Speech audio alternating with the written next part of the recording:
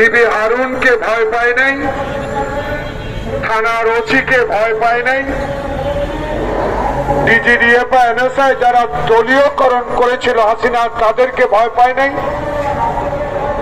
দলের শীর্ষ পর্যায়ের নেতাদের নির্দেশে দলের সাংগঠনিক শক্তি বাড়িয়ে দেশের মানুষের কথা বলার চেষ্টা করেছে। রণাঙ্গনের একজন যোদ্ধা হিসাবে সাহসটুকু অন্তত আছে। বড় নেতা হতে পারে নাই, কিন্তু একজন কর্মীর মর্যাদায় ডক্টর মোহাম্মদ ইউনূসের মাধ্যমে দেশে একটি সুষ্ঠু নির্বাচন যদি দেখে যেতে পাই, এইটুকুই আমার পাওয়ার। প্রিয় বন্ধুগণ, সোজা কথা এই, পরস্পর জানতে পারলাম দেশে একটি মানবিক কারণে করিডোর দেওয়া হচ্ছে। পত্র পত্রিকায় দেখতে পেলাম, রাজনৈতিক বিশ্লেষক যারা, তাদের মুখে ইউটিউবে অনেক কথা শুনতে পেলাম। পত্রিকার মাননীয় সম্পাদক মন্ডলী অনেক কথা বলার চেষ্টা করছেন, কেউ পক্ষে, কেউ মানবিকের পক্ষে, কেউ না দেওয়ার পক্ষে। আমি একটি ছোট্ট রাজনৈতিক কর্মী হিসাবে ছোট মনে হতে পারি, ছোট নেতা হতে পারি। আমারও বয়স ৭৪। আমি বাংলাদেশের সকল আন্দোলনে সম্পৃক্ত হবার সৌভাগ্য হয়েছে।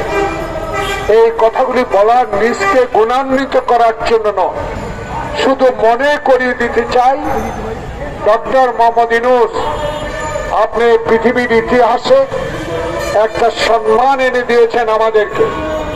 এখনো সেই সম্মানিত ব্যক্তি হিসাবে আপনি এখনো মানুষের মনে আছেন, কিন্তু কোথাও যেন একটা দাবা খেলা হচ্ছে, কোথাও যেন নির্বাচন নিয়ে একটা চক্রান্ত হচ্ছে, কোথাও যেন আপনাকে বাধা দেওয়ার চেষ্টা করছে। সেটা আপনাকে অবহিত হতেই হবে। আপনাকে আপনার সহযোগীরা যারা অ্যাডভাইস করেন, যারা অ্যাডভাইজার, তাদেরকেও সতর্ক অবস্থায় থাকতে হবে এই দাবাটা কোথায় খেলা হচ্ছে। প্রিয় বন্ধুগণ, রাখাইনকে মানবিক কারণে করিডোর না দিয়ে তাদেরকে মানবিক সহায়তা করার শক্তি ইনশাআল্লাহ বাংলাদেশের আছে।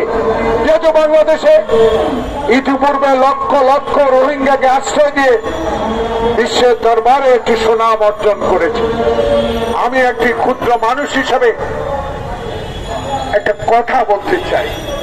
বাংলাদেশে আজকে এই নাগরিক পরিষদ যে সাবজেক্টটা, যে বিষয়টা নিয়ে আলোচনা করার জন্য ঠিক করেছে, সে আলোচনার প্রেক্ষিতে বলতে চাই, বিগত 16 বছরে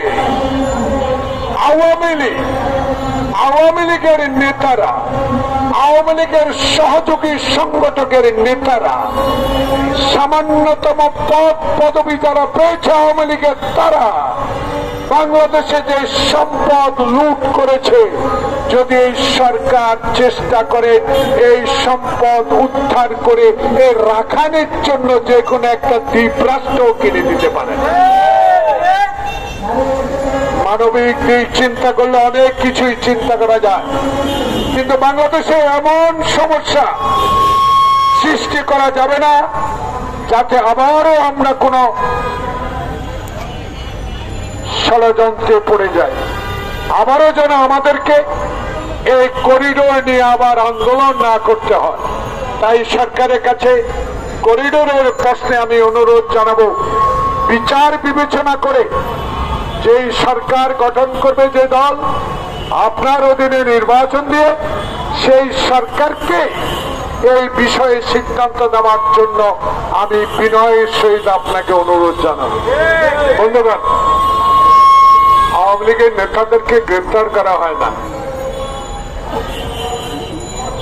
পরস্পর পত্রিকায় মানুষ বলা শুরু করেছে, আইজিপি থেকে শুরু করে খুব ভদ্রলোক মানুষ, ডিএমপি কমিশনার থেকে শুরু করে সবাই বলে মামলা নিতে দেখে শুনে নেবেন এবং গ্রেফতার করতে খুব সাবধানতা অবলম্বন করবেন। অবশ্যই হাসিনার মতো করতে চান না, আপনাদেরকে ধন্যবাদ। কিন্তু বিষয়টা হলো, যেদিন এই গণতান্ত্রিক আন্দোলনে বাংলাদেশ জাতীয়তাবাদী দলের সকল পর্যায়ের নেতাদেরকে বিনা কারণে, বিনা মামলায়, বিনা অজুহাতে মায়ের সামনে, বউর সামনে, ছোট্ট শিশুর সামনে বিনা ওয়ারেন্টে যারা গ্রেপ্তার করেছেন, যাদের নির্দেশে যারা গ্রেপ্তার করেছেন তারা এখনো বহাল তবিয়তে বাংলাদেশে আছে। তাদের বিষয়ে আপনাদেরকে 8 মাসও কেন সিদ্ধান্ত নিতে পারলেন না? শুধু সংস্কার, দিন দিন সংস্কার কমিশন করে সময় ক্ষেপণ করে আসল উদ্দেশ্য নির্বাচন, যেই নির্বাচনের মাধ্যমে বাংলাদেশের গণতান্ত্রিক শক্তি জনগণের মধ্যে ক্ষমতা এসে এই সকল সমস্যা নিরসন করবে, তাদেরকে নির্বাচনের মাধ্যমে ক্ষমতায় আসার বিলম্বিত কেন করা হচ্ছে? তাই কোথাও যেন একটা দাবা খেলা হচ্ছে। আমি রাজনৈতিক কর্মী, আমি রাজনৈতিক কথাই তুলে ধরতে চাই। তাই আজকে নাগরিক পরিষদের আমার নেতারা যারা সামনে বসে আছেন রুমা সহ, কথা সবার কিছু নাই। গতকালকে আরেকবার প্রমাণিত হলো বাংলাদেশে যিনি গণতন্ত্রের জন্য 16 বছরের লড়াই করেছেন, যিনি নিজের সন্তানকে হারিয়েছেন, যিনি তার বড় ছেলেকে ওয়ানের সরকার মেরুদণ্ড ভেঙে দিয়ে বিদেশে পাঠিয়ে দিয়েছেন, যাকে বিনা কারণে 5টি বছর কারাগারে রাখা হয়েছে, যাকে বিনা চিকিৎসা মৃত্যুর দিকে ঠেলে দিয়েছিল। এই কথাগুলো আপনাদের স্মরণ করা উচিত। আইন শৃঙ্খলা বাহিনী আপনাদেরকে, সশস্ত্র বাহিনী আপনাদেরকে ধন্যবাদ জানাই। গতকালকে লক্ষ হাজারো মানুষের দেশনের থেকে যে অভ্যর্থনা জানিয়েছেন, আপনার আইন শৃঙ্খলা রক্ষাকারী বাহিনী যেই সহযোগিতা করেছেন, বাংলাদেশ জাতীয়তাবাদী দলের একজন নগণ্য রাজনৈতিক কর্মী হিসেবে আপনাদেরকে ধন্যবাদ অবশ্যই জানাতে হয়। কিন্তু এতে প্রমাণিত হয়েছে গতকাল বেগম জিয়া যেই কথা বলেছে 82 সালে এরশাদের বিরুদ্ধে, এরশাদের দ্বারা এদেশে গণতন্ত্র কোনোদিনও ফেরত আসবে না। এরশাদ একজন স্বৈর শাসক। হাসিনাকে এইভাবে বলেছে, আপনার সাথে ঐক্য করেছি এরশাদের বিরোধী আন্দোলনে, এরই মধ্যেই আপনি আরেকবার বেইমানি করেছিলেন, তাই আপনাকেও জনগণ বিশ্বাস করে না। কারণ আপনি কার কন্যা, আপনি কার সন্তান? যেই পিতা 1 মিনিটে বাংলাদেশে গণতন্ত্রকে হত্যা করে বাংলাদেশে বাকশাল কায়েম করেছিল, সেই পিতার সন্তান আপনি। আপনি নাকি গর্ব করে বলেন আমার বাবার স্বাধীনতা এনেছে, আমার বাবার দেশ, আমার বাবার সম্পদ, কেউ এখানে হাত দিতে পারবে না।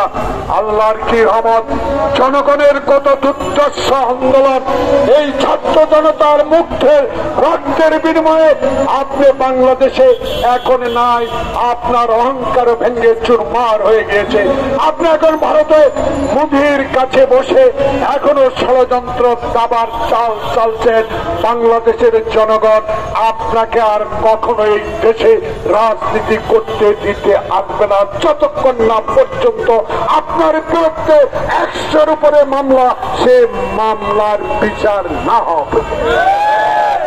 তাই আজকে বেগম জিয়া আবার প্রমাণিত করেছেন। গতকালকের এই অভ্যর্থনা আমরা আবার উৎসাহ পেয়েছি, জনগণ আবার উৎসাহিত হয়েছে। এদেশে গণতান্ত্রিক আন্দোলন ইনশাল্লাহ আবার সফল হবে।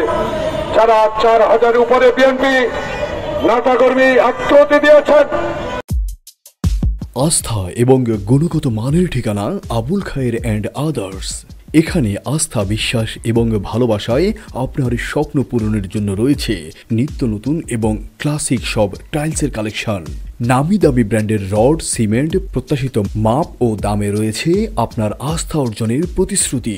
প্রজন্ম থেকে প্রজন্মের হাত ধরে আজও সততা এবং গুণগত মান নিয়ে সকলের আস্থা জাগিয়ে চলছে আবুল খায়ের অ্যান্ড আদার্স। চৌমুহনী বাজারের পূর্ব প্রান্তে অবস্থিত, ফেনী নোয়াখালী প্রধান সড়কের পাশে অবস্থিত আবুল খায়ের অ্যান্ড আদার্সে আপনিও আমন্ত্রিত। আবুল খায়ের অ্যান্ড আদার্স, চৌমুহনী বাজার, নোয়াখালী। নোয়াখালী টিভি, বৃহত্তর নোয়াখালীর প্রতিচ্ছবি।